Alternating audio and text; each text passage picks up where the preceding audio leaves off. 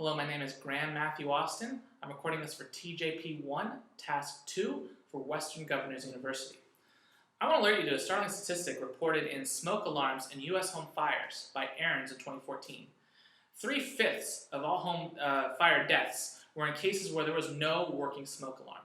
This and other research suggests that the presence of a functioning smoke alarm significantly increased the chances of survival in an unexpected home fire, and also reduce the damage that fire inflicted.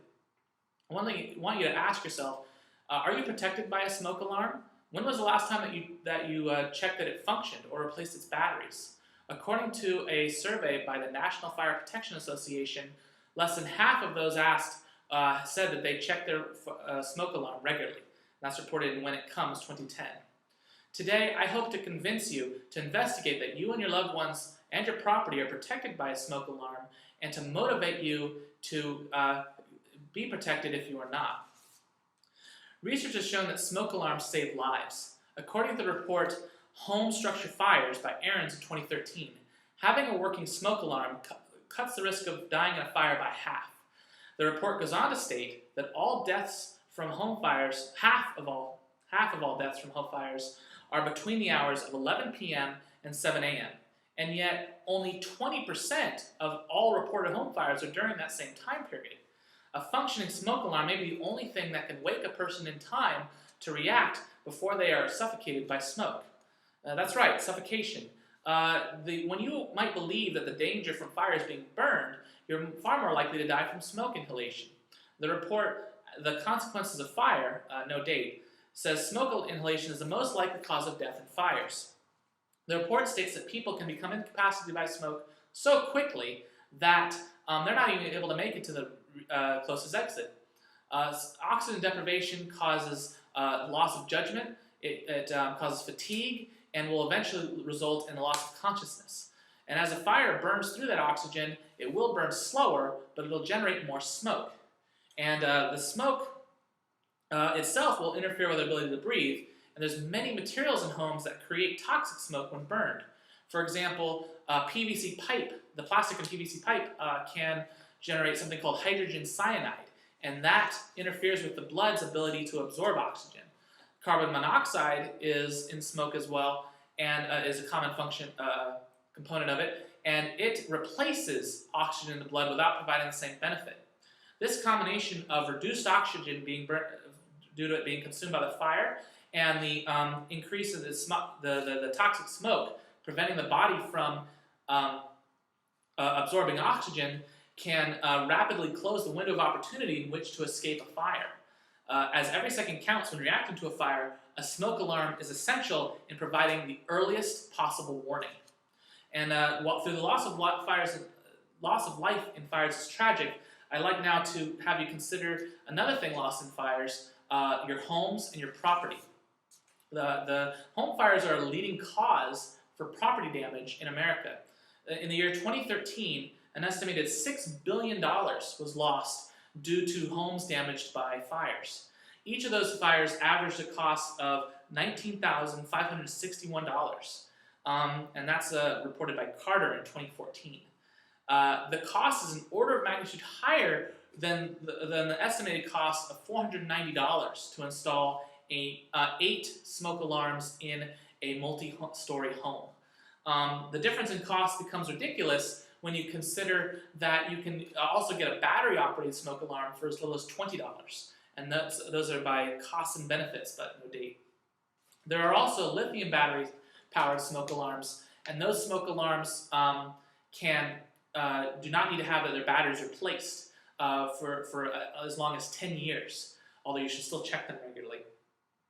The installation of smoke alarms saves money, and that they can also alert people to fires before they become out of control, and therefore can put them out themselves. FEMA reported that 60% of residential fires occur in situations where there's no smoke alarm at all, and therefore those people who have smoke alarms, they might be more fire conscious, but a distinct possibility is that the smoke alarm alerted them to the fire without having to report to the fire department. They're able to put it under control themselves.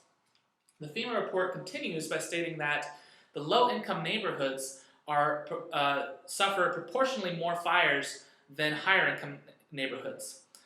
Heating equipment such as space heaters is the second most likely cause of home fire after cooking equipment, and they're more likely to be used by low income because they may not have central heating, and also they're more likely to be running during that 7 to 11 time period I mentioned where fires are so dangerous.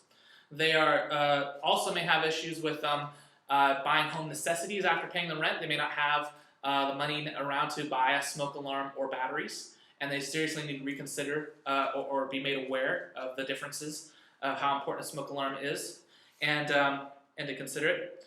Then they also may live in units that are not up to building code, and therefore are missing the smoke alarms. The landlord didn't install them in the halls, and they may also be due to not even paying the bills. Unfortunately, according to the consequences of fire, reported that 1/3 of fatal candle fires occurred in homes that have the power out. There's another overlapping group with the low income, and that's fixed income. That's the elderly. They are disproportionately killed more often in fires than the rest of the population. They make up 30% of all fire deaths, but are only making up 13% of the population. The elderly may also need additional assistance. Beyond the cost of the smoke alarm, they may need help regularly checking it and help in replacing the batteries, or even help reacting. But even these costs are still so much lower than that of the cost of the fires themselves. I hope today that I convinced you that the presence of a functioning smoke alarm has significantly increased the number of people who survive unexpected house fires, and also reduces the property damage that those fires inflict. I demonstrated that fire deaths are more likely to happen when people are asleep and due to suffocation and smoke inhalation. I also showed that the cost and time of money of smoke alarms pales in comparison to the damage that those smoke alarms, that fires do every year.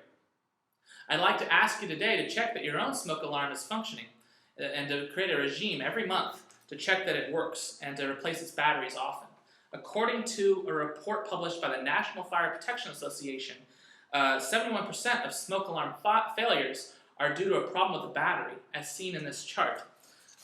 It's also by Aarons in 2014. And basically the red here is missing or a removed battery due to annoyances, and yellow is going to be the battery just died. And you can see that's a huge part of those failures. And even those that are not, like a defective smoke alarm, can be solved by regularly checking it. Then,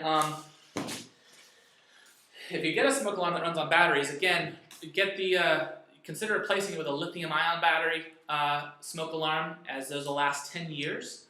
And but don't take for granted that you're protected by a smoke alarm. If you regularly check it, you can prevent the tragedy of loss of life and the additional loss of your home and your prized possessions. Thank you.